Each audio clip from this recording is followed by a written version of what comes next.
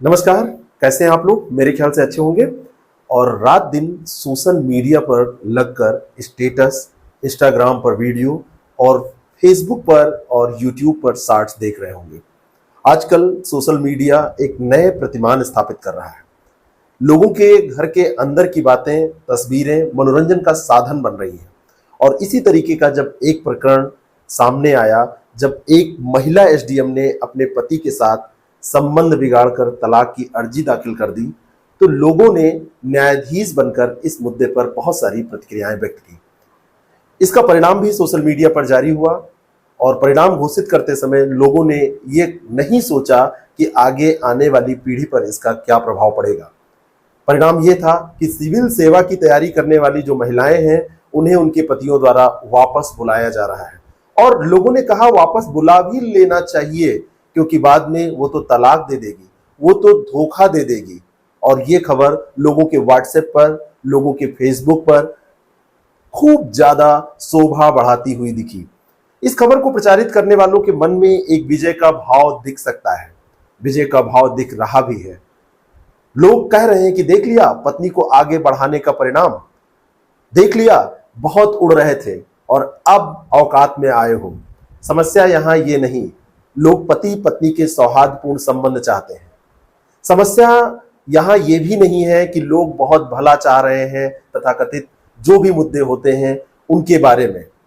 ये एक पितृ सत्तावादी सोच है और इसको बनाए रखने की एक मना स्थिति है कि पत्नी सदैव पति के अधीन रहे। और हर स्थिति में ऐसा होना भी चाहिए, ऐसा लोग सोचते हैं। पता नहीं किस परिवार में अनबन का क्या कारण रहा हो, लेकिन हम सदैव न्यायाधीश की भूमिका में रहते हैं और जब बात महिलाओं की होती है तो महिलाओं की अधीनता का झंडा ही बुलंद किए रहते हैं। अगर इसी प्रकरण में देखा जाए तो एक पक्ष ये भी है जिसमें एसडीएम और उसके पति के अलावा एक तीसरा अधिकारी इन्वॉल्व है। उसकी भी पत्नी है, उसके भी बच्चे हैं, लेकिन वो अधिकारी पुरुष है, इसलिए पुरुष पीसीएस अधिकारी को रिश्तों के लिहाज से या अन्य किसी लिहाज से एक निष्ठ और ईमानदार होने की कोई भी जरूरत नहीं समझी जा रही है। यहां पर ना कोई न्यायाधीश बन रहा है और ना ही यहां पर कोई स्टेटमेंट जारी किया जा रहा है, ना कोई स्टेटस लगाया जा रहा है। इससे क्या सिद्ध होता है? यही ना कि पूरा हंगामा केवल महिलाओं की दोयम स्थिति का भान कराने के लिए किया जा रहा है। सिविल सेवा की तैयारी कराने वाले कुछ शिक्षक भी इस बात का भरसक प्रचार कर रहे हैं कि हमारे संस्थान से इतनी महिलाओं ने एडमिशन वापस ले लिया क्योंकि उनके पतियों ने कहा कि अब तुमको तैयारी नहीं करनी है। कोई कह रहा है कि हीरा ठाकुर मुझे नहीं बनना, कोई कह रहा है कि मैं नहीं चाहता कि आगे मेरे बच्चे भूखों मरे, उनको खाना ना मिले, मैं नहीं चाहता कि मेरे बच्चे आगे बंटवारे की स्थिति में आ जाए। बहुत सारे स्टेटस आप सोशल मीडिया पर देख रहे हैं, कहीं नोटरी जारी हो रही है तो एक महिला अपने पति को नोटरी पे लिख के वायदा कर रही है कि मैं आगे ऐसा नहीं करूंगी अगर मैं सेलेक्ट होती हूँ। अगर मैं सेलेक्ट होती हूँ तो 1 करोड़ रुपए दूंगी अगर मैं तलाक की अर्जी दाखिल करती हूँ।